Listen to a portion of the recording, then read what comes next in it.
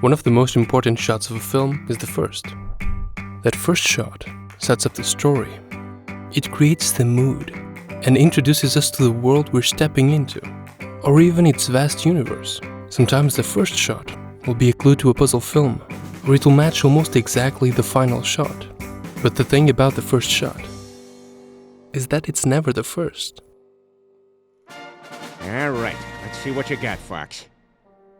Oh, I bet that's a sea monster. Oh, that's not the movie. Yeah, I think I heard of them. Here we go. Movie! Well, now that seems intentionally misleading. I can never figure out when the hell the studio logos end and the actual movie begins. Well, Peter, the movie's already begun.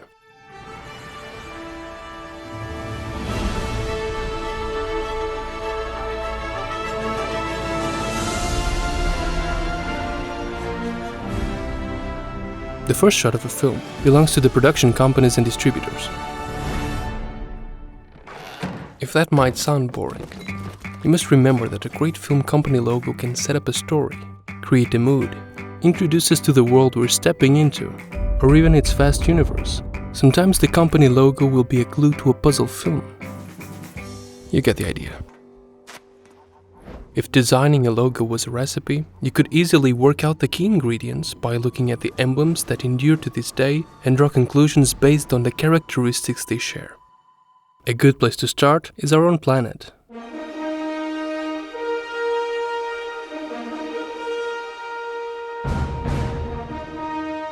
Now, if a logo needs to be more specific than a celestial body orbiting a star, a mountain is a solid choice.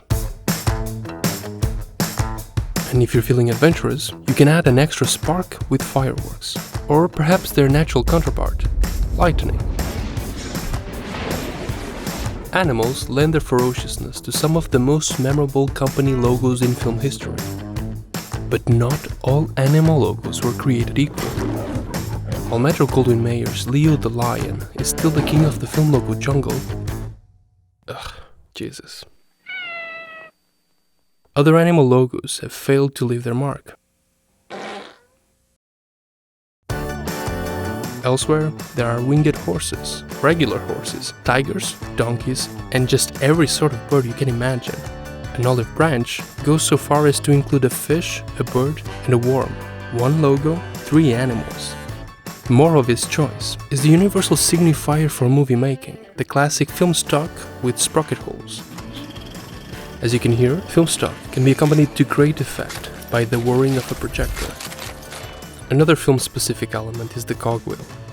And like you can see here, most studio logos can be accompanied by a cloudy backdrop. And you just can't escape these often physics-defying light sources. If making a great logo was an exact science, the best ever would be the production company behind the best foreign language film of 1991. Check, check, check, and check. Fortunately, that's not the case.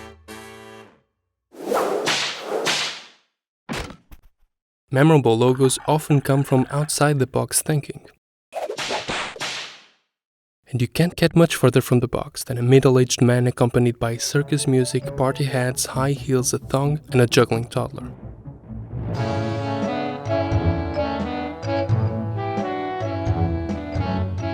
Sometimes, it's sound that makes a logo great. George Lucas knew he'd made it when his company's logo showed up in a Simpsons episode.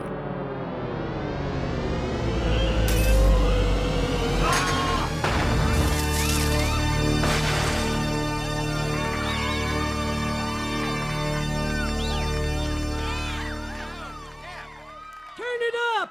Turn it up! But whether it features clowns, lions, or mountains, what sets apart a memorable film company logo is its ability to evolve without losing its identity. In the design world, it's quite common for a company to go through a complete visual overhaul, from car manufacturers to drink companies to electronics. But MGM, Warner Bros., Universal, Paramount, each has undergone only slight modifications. Legend tells that W. Hodgkinson drew Paramount's timeless combination of mountain with a cloudy backdrop on a napkin. 100 years later, the studio retains that core identity. An even better example is this design by Emil Koza Jr., created in 1933. The Czech painter was brought on to work on a new emblem following the merger of 20th Century Pictures and Fox Film Corporation. The same year, Alfred Newman composed the iconic fanfare of percussion and brass that accompanies the logo. Bar some adjustments in color, texture, and lighting, and these few extra seconds, which were added to the score in 1953 for CinemaScope, the logo for 20th Century Fox has remained practically the same for almost 90 years. Well, that is until recently. Matt Groening was the first to convince the company to drastically change its logo for Futurama. At first, Fox denied his request, so Groening funded the animation himself. When it was done, he showed it to the studio and they finally yielded. P.S. They gave him back his money. Shut up and take my money! On the opposite end of the spectrum is Columbia. Unlike Fox, Columbia has never taken its logo too seriously. They've even gone so far as to allow filmmakers to violently denigrate their trademark, as seen in Straight Jacket from 1964, about a woman who has spent 20 years in a psychiatric hospital for decapitating her husband with an axe. We also have the hilarious The Mouse That Roared, which took it 4 limbs further. But there is a middle ground between Fox and Columbia. It's paramount for a logo to adapt while also maintaining its identity. There are a number of great examples, like the Universal logo in the video game-inspired Scott Pilgrim vs. the World, as well as Walt Disney's sequel to Tron and DreamWorks' Kung Fu Panda. You need only to watch the animation to Wall-E's Pixar logo to learn everything you need to know about our robot protagonist. The Caravan Pictures logo is the best thing about 1999's Inspector Gadget.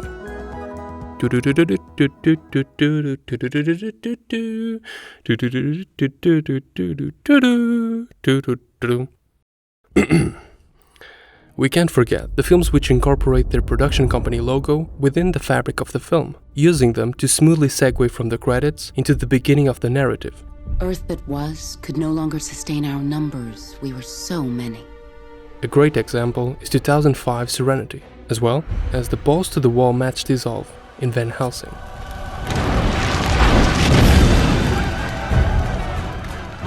But my personal favorite is another dissolve, this one playing beautifully with the scale of Paramount Pictures logo.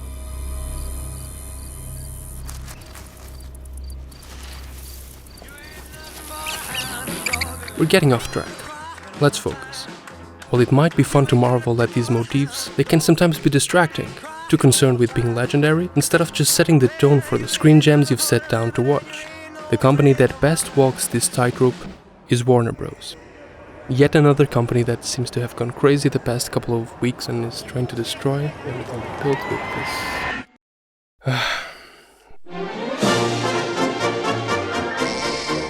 For the longest time, Warner Bros. Has encouraged filmmakers to tailor its logo to individual films. It's a tradition dating back to the heyday of classical Hollywood, with the adventures of Robin Hood. In the Harry Potter series, the logo gets progressively darker with each film, as the story veers away from the Christmassy sanctuary of Hogwarts in a seamless integration of logo and storytelling. There's over 200 variants of the Warner Bros. Logo, among them the green-tinted hues for The Matrix, the buttons dropping in The Curious Case of Benjamin Button, the hand drawings of Where the Wild Things Are, the Legos in the Lego Movie.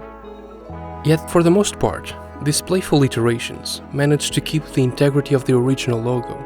The biggest departure came in 1972 with Saul Bass's red and black design, which was used until 1984 and has recently been revived by films like Argo, Magic Mike, and Joker.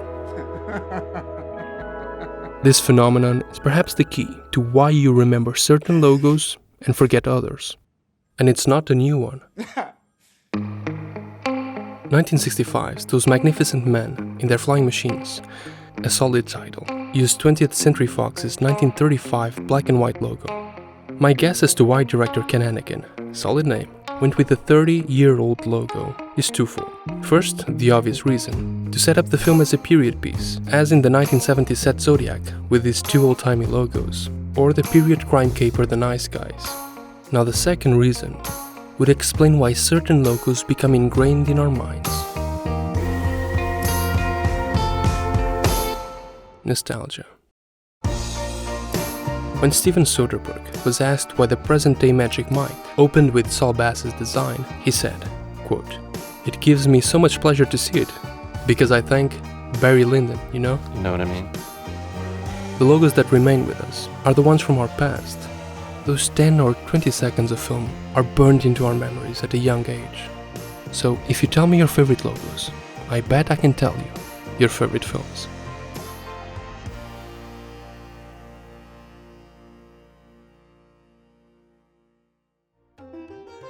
Oh, all right, period movie. Oh, not a period movie. Oh, this guy's in trouble. Can't wait to hear his story. Oh, come on!